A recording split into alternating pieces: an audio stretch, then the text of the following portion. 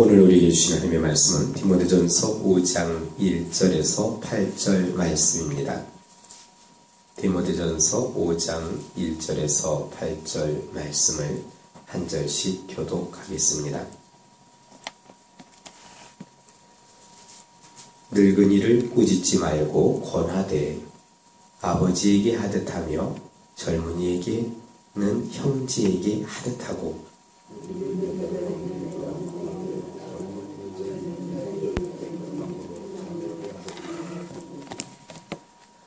참 과부인 과부를 존대하라.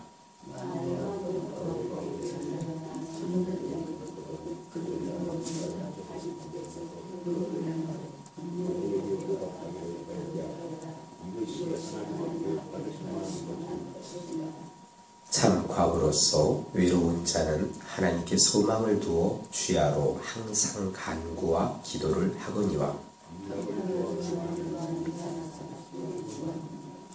네가 또한 이것을 명하여 그들로 책망받을 것이 없게 하라.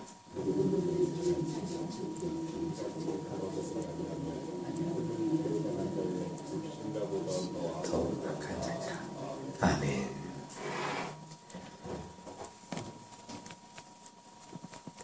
이제 바울 사도께서는 디모데로 하여금 에베소에서 목회를 하고 있는 그 디모데에게 교인들을 어떻게 대우해야 될지, 또한 교회에서 특별히 과부를 어떻게 대해야 될지를 오늘 성경은 말씀해 줍니다.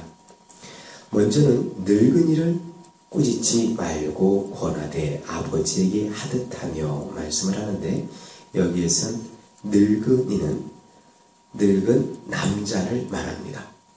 교회는 남자, 여자, 또한 나이가 많은 분, 젊은 분, 여러 유형으로, 여러 형태로 구성되어 있는데, 오늘 늙은 남자를 대할 때는 늙은 남자가 잘못할 수 있습니다.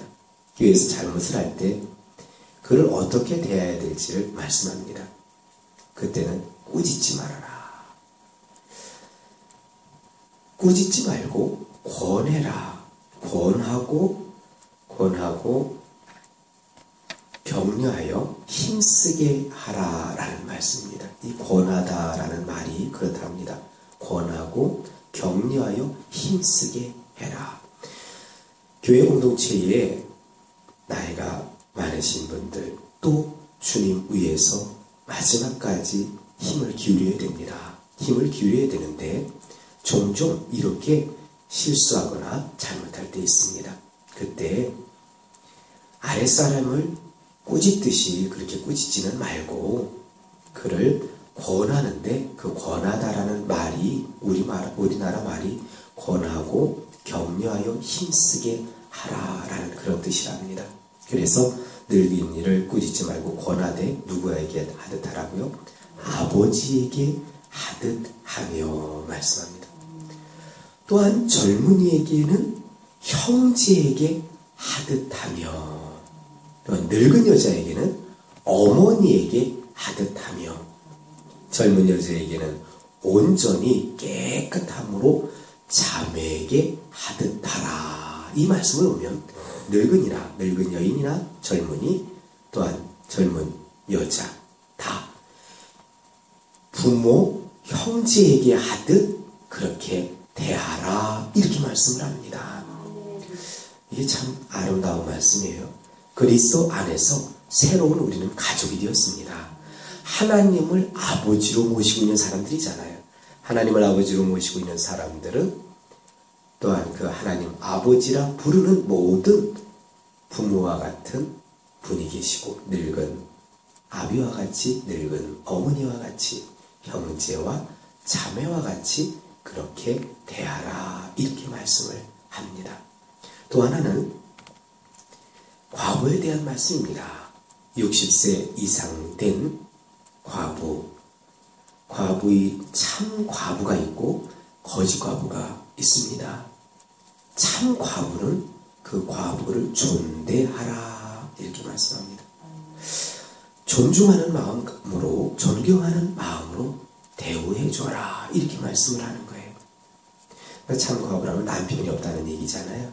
남편이 없는데 우리는 참 과부가 되어야 되겠습니다. 참 과부가 그냥 되는 게 아니에요. 오늘 성경에 보니까 참 과부는 5절, 6절에 나오는 삶을 살아가는 사람입니다.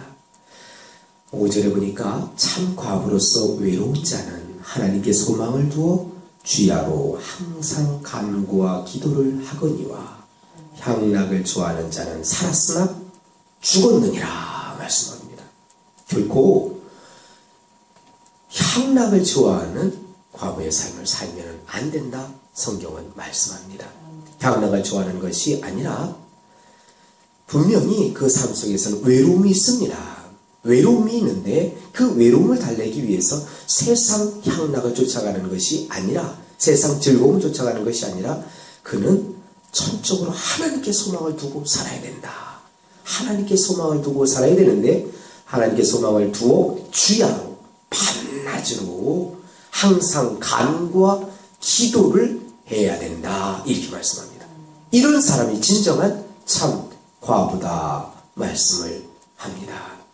그런데 이 참 과부를 그 과부를 존대하라. 존경하는 마음으로 대우하라. 다른 번역 성경에는 그 참 과부를 돌보아 주어라. 이렇게 말씀을 합니다. 그러니까 이거는 교회 교육자뿐만 아니라 온 교회가 힘써야 될 일입니다. 그러니까 재정적인 부분에서도 그런 부분에서 섬길 수 있도록 그래서 재정적인 부분에 넉넉해야 됩니다. 그래야 이 과부들을 존대할 거 아니겠습니까? 돌볼 거 아니겠습니까? 사회복지제도가 교회로부터 시작됩니다. 원래 그러한 일들을 이렇게 교회에서 초대교회 때부터 이런 일을 감당했습니다. 그 일을 사회가 이제 맡아서 사회복지제도가 국가로 넘어가는 그런 부분이 있었는데 원칙은 교회에게 이 사명을 특별히 하나님을 섬기는 믿음의 사람들이 이렇게 과부가 될 수 있잖아요. 그리고 한편에서는 어머님이 세상에서 홀로 되신 분을 또한 이해할 수 있잖아요. 교회 공동체의 어머니가 이런 상태에 있다면 우리가 돌봐야 됩니다. 그런데 그 이전에 가족들이 돌봐야 됩니다. 오늘 성경에는 4절은 이렇게 말씀합니다. 만일 어떤 과부에게 자녀나 손자들이 있거든. 자녀나 손자들이 있으면 그들로 먼저 자기 집에서 효를 행하여, 기독교가 이 효의 종교예요. 철저하게 부모님이 계시면 그걸 자녀들이 먼저 그 일을 감당해야 됩니다.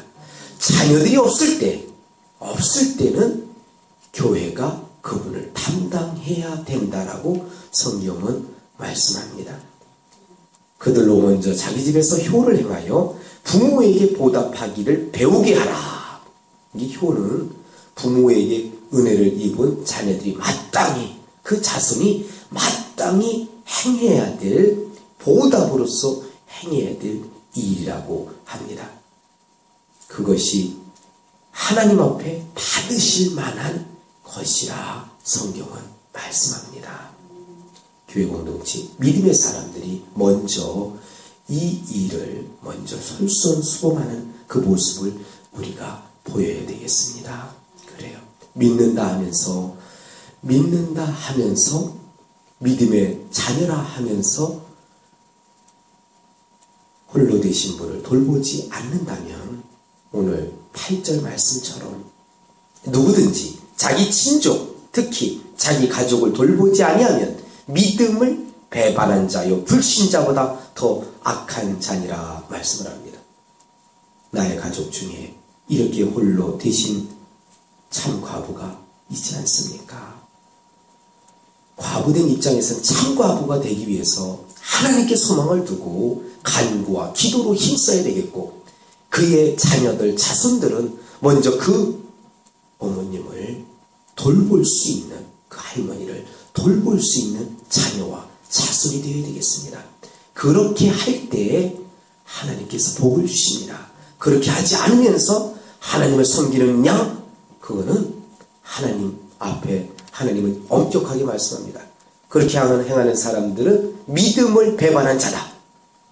믿음을 배반한 자요 불신자보다 더 악한 자라는 사실을 우리가 명심하고 진정 하나님께서 원하시는 그런 삶을 대해야 되겠습니다. 우리가 교회 공동체 내에서 한 가족을 하나님이 삼아주셨어요. 가족을 삼아주셨다는 이야기는 거기에 책임이 따릅니다. 가족들에겐 책임이 따라요. 다 가족들을 대하듯이 그렇게 대해야 되는데 우리는 육신의 가족에게는 힘을 기울이는데 영적인 가족에게는 이렇게 힘을 기울이지 못하는 부분이 있습니다. 이 부분에 대해서는 우리가 하나님 앞에 회개해야 될 회개 제목입니다. 그리고 오늘 말씀처럼 실제 육신의 가족 중에 참 과부와 같은 이런 삶의 지경에 있는 우리의 가족들이 있습니까? 그러면 먼저 교회의 그 책임을 떠넘기는 게 아니라 먼저 가족들이 그 참 과부가 되는 분을 섬길 수 있는 그러한 삶을 우리가 먼저 살아야 되겠습니다. 이것이 하나님의 뜻입니다.